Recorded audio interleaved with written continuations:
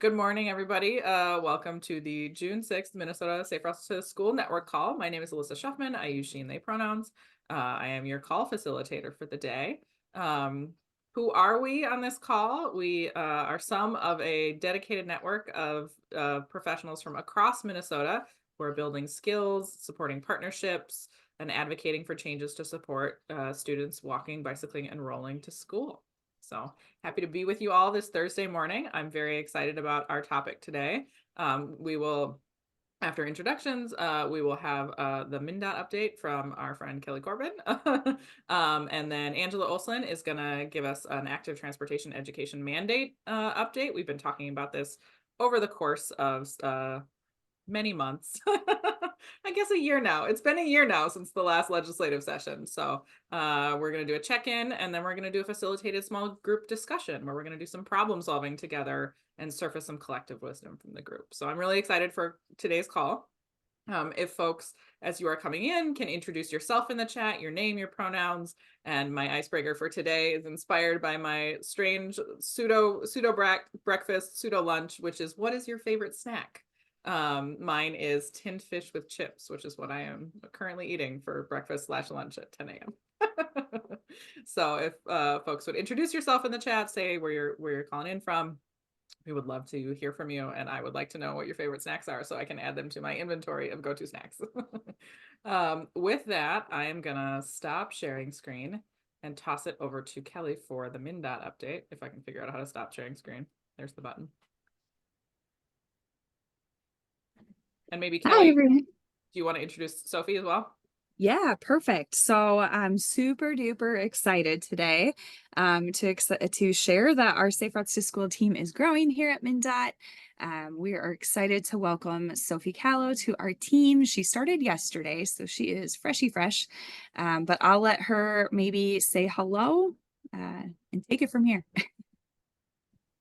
Hi, everyone. Sophie Kalo. I know a lot of your faces from the work across the state and across the metro. So really excited to be on the MDOT team and just continue this work. Thanks, Sophie. Feel free to drop your email in the chat. So if folks have questions or are looking for some additional technical assistance, Sophie is here to kind of help with some of that work. So I'll get my screen shared. I have a few slides that I'm going to go through probably fast because I want us to get to the exciting things that are going on. So just a heads up, we did send out our press release from about the Safe Routes to School grant awards that came out. We were really excited because typically it comes out of the MNDOT office, but the governor's office saw that it was going out and said, we're really excited about Safe Routes to School. Can we have this announcement come from our office? So I'm just sharing because I think that's cool. I think it shows some of the support we have at a larger level to keep this work going, to keep funding coming to support this work at a local level. The grant awards are on our website. Otherwise, I'm just going to go through them quickly. So we have 5 coordinator grants that were awarded for the next 3 years. So we have 3 returning grantees and our 2 new grantees in Duluth and Brooklyn Center. Our planning assistance, we are very full next year for planning assistance between our consultant at Alta and our wonderful partners at the Regional Development Commissions. So you can see these here. If you didn't know one of these were awarded and you're in local public health and want to get connected to these groups, feel free to reach out to me. I'm happy to do that. If your grant was not approved or your partner's grant was not approved, let me know. I can give you some feedback because we'd love to see those grants come in next year and be successful. And also here are some of our boost grants. As we get projects rolling, I'd love to show off some of the cool ideas and unique projects that many people are working on. So here's the grantees. Hopefully they're getting kicked off this summer once we get some of our wonky contract stuff going. So with all that, you're probably wondering what's coming next. When can I start working on grant writing again? This fall. So we'll have planning assistance will open again this fall. Design assistance will open early fall likely. That's to kind of create some more engineering concepts for your plans that you've already created. We will have some form of boost grant. I'm just giving you a heads up. It might have to change with some of the new fiscal requirements that all state agencies are facing, but it will be something related to boost programmatic implementation for sure, bike fleets, and we'll see what else we can kind of package in there. Safe Routes to School State Infrastructure Grant will also open this fall. We'll have Steve on, who manages that grant, in the coming months, who will kind of give more details about that. But you can let your partners know that that will be coming out this fall sometime. And then if you're in Greater Minnesota, the Transportation Alternatives Program will be rolling out the funding as well, and that usually opens in October. We'll keep talking about these grants and let you know, but our hopeful goal for the non-infrastructure stuff is October. Legislative update. There were some, exciting things that happened this session that just wrapped up. Specifically for Safe Routes to School, it is our funds that we get, the $5 million that we get every biennium, is actually being shifted into a special account. That is, doesn't mean a lot to you, but actually what it does is we no longer have to spend down by the end of the biennium and have like that frantic, okay, we are doing a boost grant, you got 6 months to pull it off. It gives us a little bit more flexibility to go over the biennium and have timelines that make sense for the work, and timelines that allow you to implement things in the way that you envision it. So we'll be working on what that means for our grants and our consultant contracts, but it is just an exciting note. A lot of stuff happened with e-bikes, and I know Bike MN has lots more resources on this if you're interested in doing a deep dive, but the highlights are there's youth under 15 are prohibited to ride e-bikes. One of the things coming out of that is we'll be partnering with some other agency stakeholders and other agencies to do a youth e-bike study to get more information for any future policy changes or education that should be coming out. The active transportation education requirement that we're talking about, there is language in there that wants us to be talking about e-bikes in that.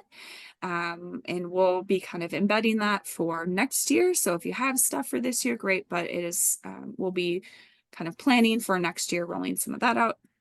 Other related legislation that we've kind of talked about historically, we've had our Ethan on from the city of Minneapolis talking about speed cameras in the past. There's been a lot of talk at different legislative sessions about having these piloted in and near schools. However, the way the legislation kind of shook out this year is speed cameras will be piloted, but they're primarily looking to be in work zones. So there's not a pilot currently for near schools, but this pilot will go on for a couple of years and then go back to the legislature to determine if this is something that could go statewide. And then vulnerable road user language was legally defined. We typically, talk about people walking, biking, and rolling as our vulnerable road users. So that is just some language out there. And then pedestrian malls are now authorized for any city size. Historically, that was just for cities of the first class, which there's only a handful in the state. So now other communities can consider closing down the street and opening it up to pedestrians and people using active transportation.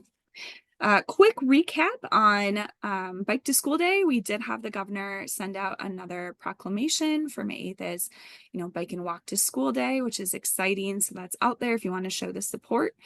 We had another record year. We're really seeing that bounce back from the pandemic. So I appreciate the work that you're doing to make these events happen at a local level. It's such a great way to remind communities that kids are walking and biking and get folks excited about making those changes so it becomes safer. So we had Minnesota, the fourth most events in the country. So that was very exciting to kind of see where we are with the state, and it shows the amount of energy and excitement in Safe Routes. There was some great earned media across the state and local communities, and Minnesota Public Radio had a great article, as well as Fox 9 in the Metro as well. Poster contest winners will be getting notified by the end of the week, and so we'll get more of that put out in our next e-news if you're interested. And as you're planning ahead for next school year, I know it's not quite over yet, but we'll get some dates on the calendar for next year and think about them in the future. But here are the dates for Walk to School Day, Winter Walk to School Day, and Bike to School Day. So you can throw those on your calendars, start to have them in your work plans as you're thinking for the year ahead. Walk Bike Fun trainings are still happening. There is one left this summer in Minneapolis. If you'd like to attend, have some of your PE teachers or community partners attend. Otherwise, we have a couple that are lined up for next fall, and you can reach out to Angela or CJ if you're looking to get something planned for this fall for your school or your region. Where folks can get trained. So that's the quick update that I have. I'll stop sharing my screen and see if there's any questions. All right. Right now, not seeing a lot of questions in the chat. Perfect. Just lots of very good snack things. I have personally learned several things, including that ice cream nachos are a thing. Ooh, that's cool. Can I ask a quick question? Yeah. Hi, this is Kathy from Hennepin County Public Health. Yeah. Is there a list of schools that registered for the Bike to School Day? I want to know who's not participating and how I can target those schools. Yep, Or just I'll put that link in there. So for Walk to School Day and Bike to School Day, those are on the national registration, so you can go in and see them. Otherwise, you can email me and I can send the Excel spreadsheet that I have. So I'll put that in the chat right now. Thank you.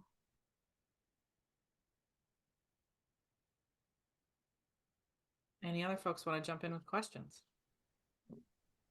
Yeah, this is Tom. I'm with excuse me, with Hennepin County TZD.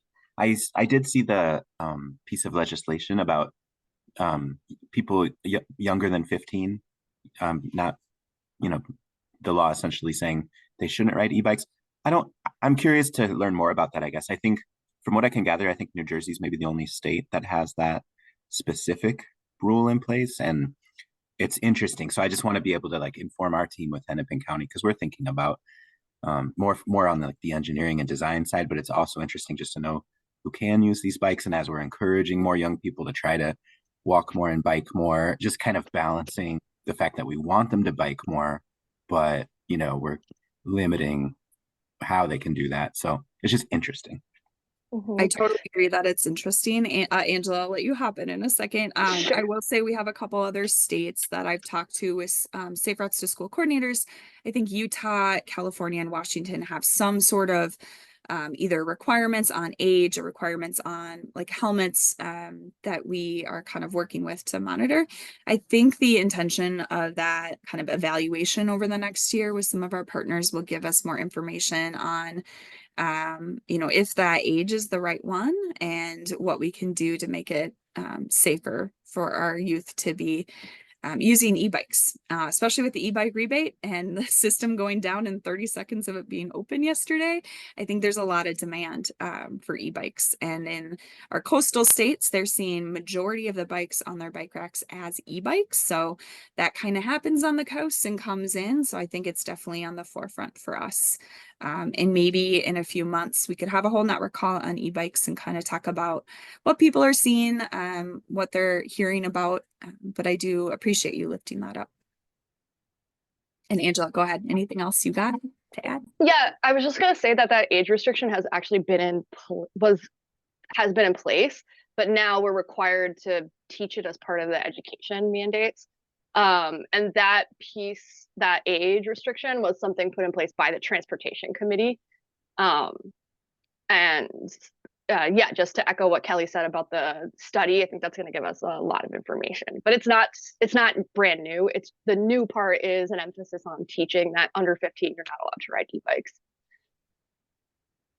And I imagine, or I know that part of the reason they did that was to align with drivers' licensure, right? So at 15, you're allowed to get your permit. That's also when you're allowed to ride an e-bike.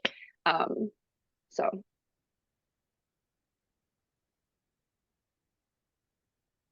That's what I know about it. Thanks, Angela and Kelly. Any other questions? Otherwise, I'm going to pop it over to Angela for a quick update on all things active transportation education mandate. You ready to go, Angela? I'm ready, spaghetti. All right. I'll toss it to you then. You should be able to share screen. Max made you a co-host. Great. Okay, so hi everyone, good morning. If I haven't met you, my name is Angela Wilson. I use she, her pronouns. I'm the Deputy Director at the Bicycle Alliance of Minnesota. I'm going to talk to you today a little bit about the education Mandates, ignore the title. This is the one slide I ignored when I was changing this. I presented at a California Bicycle and Pedestrian Education Working Group not too long ago because they are working to pass. Actually, I've spoken at several working groups across the country because there are many states across the country right now that have been interested in making this happen, similar to how Minnesota did, and are oftentimes very chagrined when I say that we spent about 14 years trying to make this change happen. But just a really quick, in case you don't know, I think most of you do, but from the Bicycle Alliance of Minnesota, we're a statewide nonprofit working to make Minnesota a really safe and fun place for everyone to bike, walk, and roll.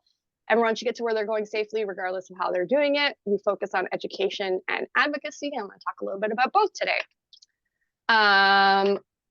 Here's just, again, really briefly, some of our educational programs. Walk, Bike, Fun is kind of the one that's most pertinent to most of y'all. It's our statewide education training program. It's a curriculum that was updated last year to include education on bicycle and pedestrian practices for grades K through 8. Free training. We give you lots of perks to participate. We also have our people-friendly driver program, which we're really excited about now because part of the omnibus bill that passed last year also includes some clarity and information on what is required when talking about vulnerable road users for driver's education.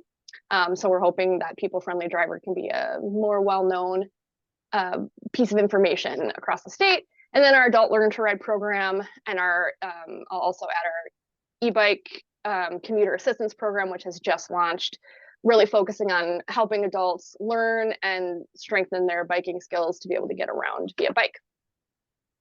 Okay, my elevator pitch is done.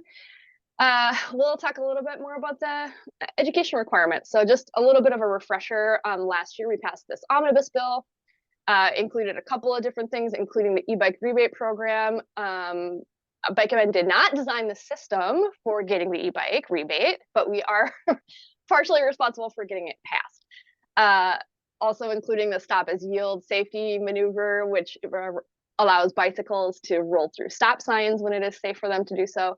And then of course, the education policy change. Previously, schools, the language said that schools may teach bicycling and pedestrian education, and now they must. So again, 14 years of advocacy at the state level to get these things in place. So here's another little bit of a refresher. These education requirements are required in all public schools for grades K through 8. Non-public schools may include them. They have to be completed within the first 3 weeks of the start of the school year. There's requirements for grades K through 8, and then a separate set of requirements for grades 4 to 8. And then, like Kelly mentioned, there's a new amendment to the bill this year that includes e-bike education for grades 4 through 8. Talk a little bit about the pedestrian education side of things. Pretty straightforward and simple, although like most bill language, it is wonderfully vague and open for interpretation, which is what Bike MN is here to do. Grades K through 3 must learn at a minimum, that's new in the bill, pedestrian safety, including crossing roads, and 4 through 8 must learn the same thing, with the addition of utilizing the left, right, left search technique for vehicles and traffic. So teaching them why and how to look left, right, and then left before crossing the street. A little bit of a bicycle education refresher for y'all. So in grades 4 through 8, they have to learn at a minimum all the relevant traffic laws related to bikes, safe helmet and bike fit, the basic bike parts and safety features, safe biking technique, which is a very big, broad, vague term, and then safe e-bike usage, including that anyone under 15 is not allowed to operate an e-bike. So again, that's part of the requirement that has to be provided within that first 3 weeks of the start of the school year. Let's talk about resources. How do we make this happen? Well, so as always, Walk, Bike, Fun continues to be a free and comprehensive training for grades K through 8. I've got a whole list of links I'll put in the chat here when I'm all done, but you know, Walk, Bike, Fun has been updated. Like I mentioned, it's very comprehensive. The other thing that I can't stress enough to folks is that it's not something that is designed where schools have to implement it from start to finish, or they are in trouble, right?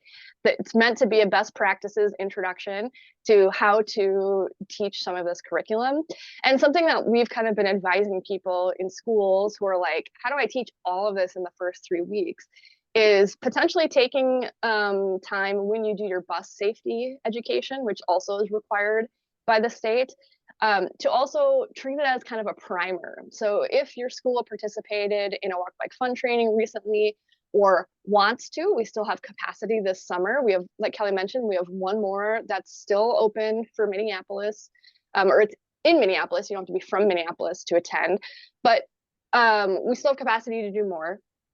But you could treat this kind of introductory period in those first 3 weeks as a primer to say, here are all the basic things that you need to know, and keep kind of reinforcing those throughout the year. This education mandate is not meant to be a very comprehensive study in the best practices for safe bicycling and pedestrian activities, but rather has a list of things that students need to know. And Walk Bike Fun is really kind of the how and why, and we can help adapt it to whatever your school's needs are. We're also really adaptable in our training process as well. We have our landing page, which we continue to update. So this landing page includes videos from a bunch of different sources, including the Federal Highway Administration, Safety Administration, and NHTSA.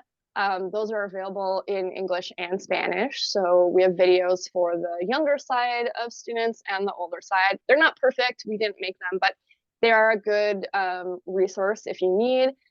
We keep updating this as resources become available. So we haven't stopped since we kind of made it in a Hail Mary move last year. We've been continuing to update it. The other thing that's on there is a webinar that I did last year. It's a very low tech video, don't expect anything fancy, but it's just kind of a 20-minute video of me explaining some of the resources that are available, but also kind of how do you talk about this in a short way, as well as answering some questions.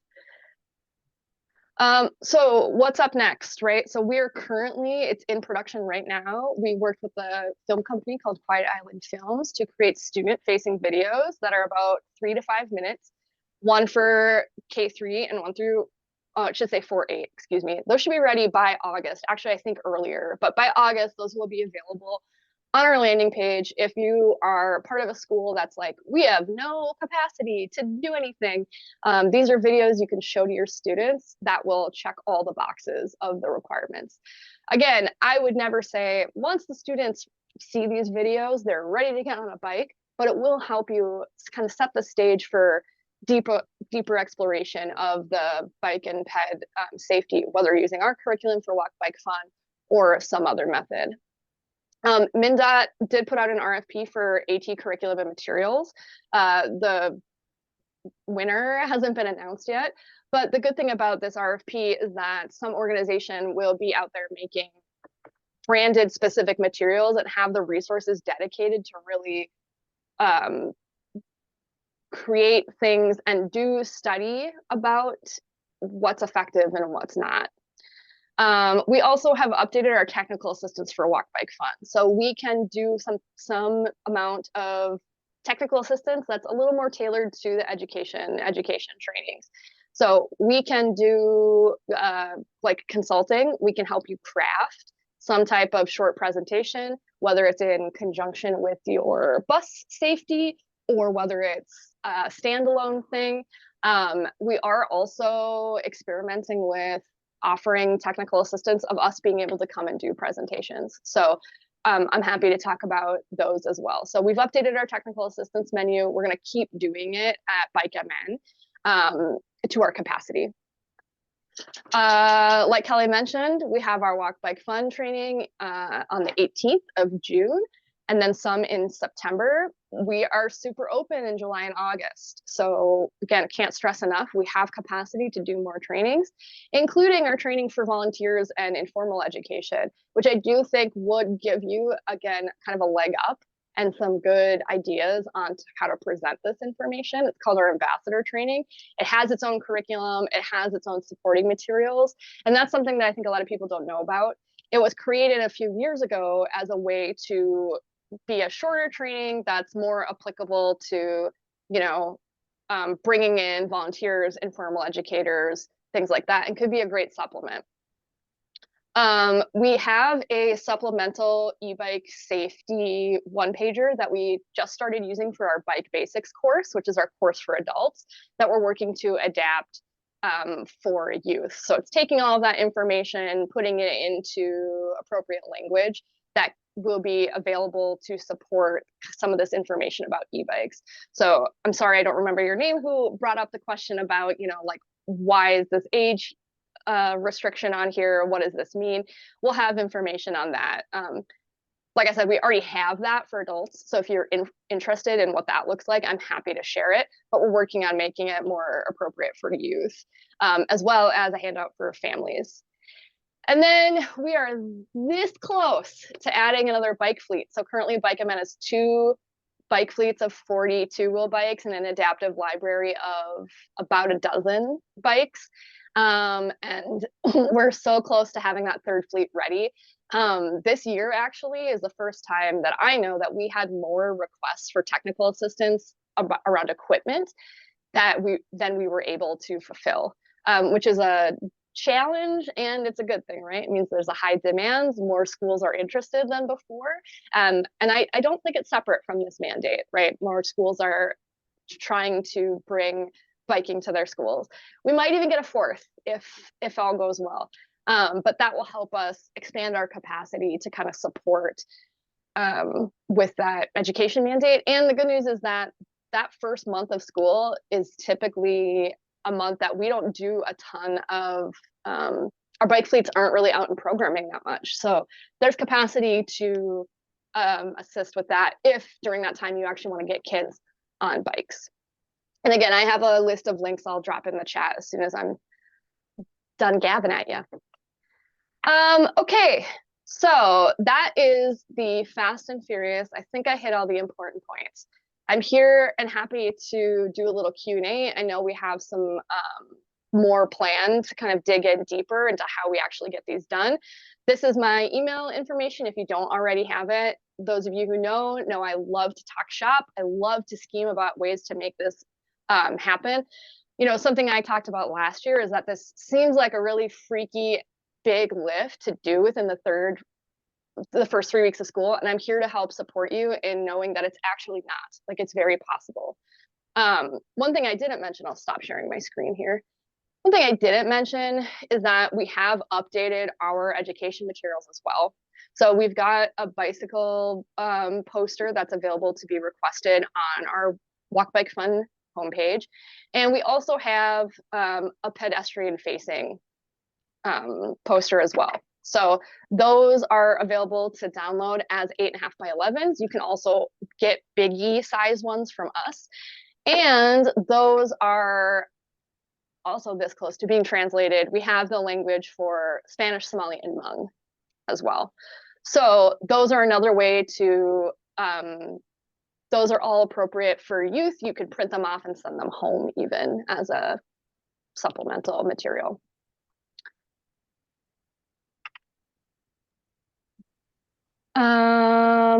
This is a great information. Kathy asked, how is it passed along to school district leaders and our transportation directors? This is a great question. There has been a little bit of miscommunication.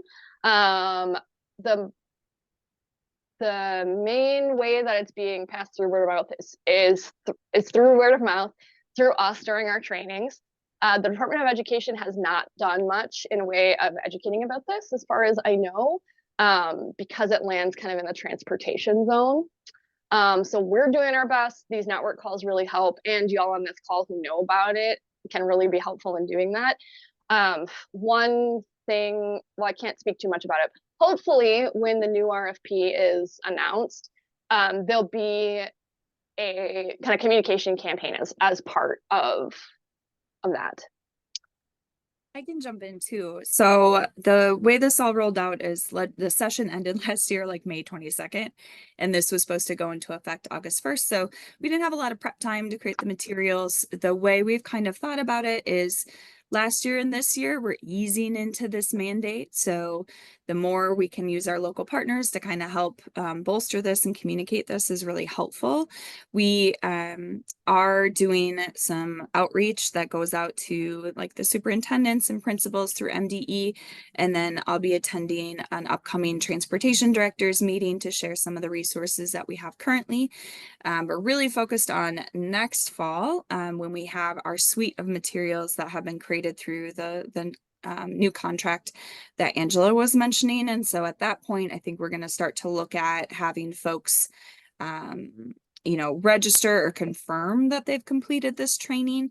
We aren't intending to have any sort of punitive measures, but trying to at least create some accountability that it's getting done. But we're kind of waiting to make sure that we are fully resourced so it is as easy as possible for them to implement it before we start implementing some of these other components of making sure they're doing it. Mm-hmm. And to Liz's point, I think y'all as coordinators I know from a Bike MN standpoint, y'all are some of our biggest resources and best connectors. So if there's any way that I can help you kind of make a succinct, email blast, help you come up with the language, y'all sharing that with your districts is incredibly helpful. And y'all are the ones that we lean on the most when we make trainings as well, because you have the most connections, but we are here to be as helpful as possible with any of that language creation or wordsmithing. Just to kind of orient you to what I put in the chat, I put the actual bill language. If you want to take a look at that, it's pretty meaty. So when you got a couple hours ahead of you, take a look. I also put our landing page on there. Like I said, we do continue to update it. And we do have built into our Walk Bike Fun contract this year, we do have some time built into there specifically to help address this. So we are available to be resourced and can cover our time to do that. It's not meant to replace kind of that RFP Kelly just talked about, but we're here to be helpful. I also put, of course, our Walk Bike Fun home. I also put a list to all of our scheduled trainings. And then, the online portion, what we call like part 1, is actually a good kind of primer that you could send. Anyone can take it, even if they're not registered for a part 2. It takes about 2 hours. It's asynchronous. You'll hear my voice a lot, for better or for worse. We worked with Quiet Island to produce some of the videos. We've changed it a little bit to be more user friendly, and that can also be, like I said, a good primer for anyone looking to just chat about this with their students. Thank you so much, Angela and Kelly. I definitely want to take the energy around this conversation, and I'm going to funnel it right into our small group discussions. So what we're going to do next is we're going to break into small groups, assuming Max has been working diligently behind the scenes to put everybody into breakouts. So there's going to be 4 breakout groups. And what we're going to do is try to surface some of these challenges and then do some collective problem solving. So if you're a person who is working to implement this or supporting others in implementing it, we'll identify those challenges, and then everyone will have an opportunity to help problem solve some of those challenges. And then we'll come back, Max, at 10:55. Let's do 10:55 to share a little bit about some of those takeaways. So Max, I'm gonna see, are you ready to put us all into rooms? Yep, you're going to your rooms, and if you don't, I'll be here to keep you company in the big room. Thanks, Max. Or next time I'll dance. I'll do a little screensaver dance. Cool. Well, as folks are trickling back, I want to say thanks to everybody who dug in the small groups. Would love to just spend our last 3 minutes here before we close hearing from each group, either from the person who facilitated or from the person who was in the client role, to hear what were any key takeaways from your discussions. So Ndai, do you want to share from our group, or do you want me to do it? Sure, I can share. So from what I kind of took away from our discussion, I was curious about communicating as a SHIP coordinator, what kind of communication, how do I communicate with my school partners about this new mandate? So what I got from our discussion is that I have to try network with maybe more than one person in the school district. Also, having multiple contacts at the school would be really helpful. So that's kind of what I got out of that. I don't know if that's enough, Lisa. That's great. That's great. Yeah, Mhm. thanks. It was a good discussion. Can I Wow. toss it to Kelly to share out from, I'm not sure who can share out from your group. Sure. I'll just talk about some of the great ideas that were percolated in our group. Definitely trying to think about how to include youth into the implementation of this. So like, could we train high school kids to go in and teach this at our elementary schools? And that way we're reinforcing the skills with the high schoolers, and the youth are more likely to be interested in what the high schoolers are saying than us boring adults. Some of the videos of, how to use the new infrastructure. There was an interesting story of curb extensions were put in there, and then the students were walking around the curb extensions because they didn't know how to use them, which was kind of funny. And then an interesting idea of, we have Master Gardener certification. Like, what if we had a bike ped type certification, and these were resources that folks could tap into around the state? Was a really interesting concept. So lots of good ideas, as always, from our folks around the state. Super cool. Thanks, Kelly. Sophie, can I toss it to your group? Sure. A bunch of good ideas as well. One that really stuck out, and not to put more on Angela and Bike MN, but thinking through these videos, the new content is really exciting and we're looking forward to it. But thinking through a second video, because the fourth graders that we'll see them this year, when they go to middle school, they're gonna maybe not like it if they get the same video that they got in fourth grade, because they're cooler and older and need more information. So thinking through that, and also a discussion sheet, one pager of just key points, or if you're out of your element, because sometimes this falls on teachers that maybe aren't aware of biking and walking, or put into an advisory, and they should have the skills to be able to help kiddos. Yeah, that's what we got. Awesome. I'm going to turn it over to Angela to close us out. We're cranking right up on 11. Yeah, lots of great discussion. One of my favorite small groups yet. So we talked a little bit about what everyone has been able to do. Sounds like finding more collaborators. So reaching out to our SHIP folks, looking at how this overlaps with Towards Zero Deaths, and then connecting with school curriculum coordinators is really helpful. Getting in front of those folks to talk about it, and those seem to be the folks that have been doing most of the reaching out. And one thing that came up that I know I can do very quickly and continue to update is I can definitely make a PowerPoint that could go for students. Will it be the most exciting thing?